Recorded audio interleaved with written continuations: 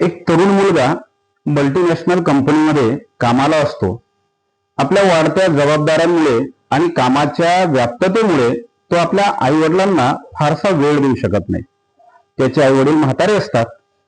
एक दिवस त्याला असं वाटते की आपण काहीतरी वडिलांसाठी भेटवस्तू घेऊन जावी, म्हणून तो काय करतो, एक महागडं असं घड्याळ त्याच्या वडिलांकरता भेट म्हणून घेऊन जातो. ते घड्याळ तो त्याच्या वडिलांना देतो.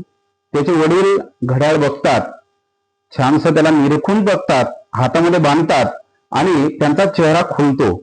त्यावर मुलगा विचारतो, बाबा तुम्हाला घड्याळ आवडलं का?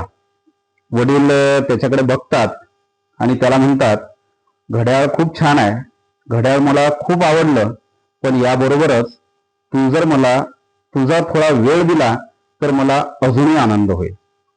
मित्रांनो, आपले जे म्हातारे आई वडील असतात यांना महागड्या भेटवस्तूपेक्षा जर कशाचं मूल्य असेल, कशाचं महत्व असेल, तर ते आपल्या प्रेमाच्या दोन शब्दांचं आहे, आपल्या वेळेचं आहे.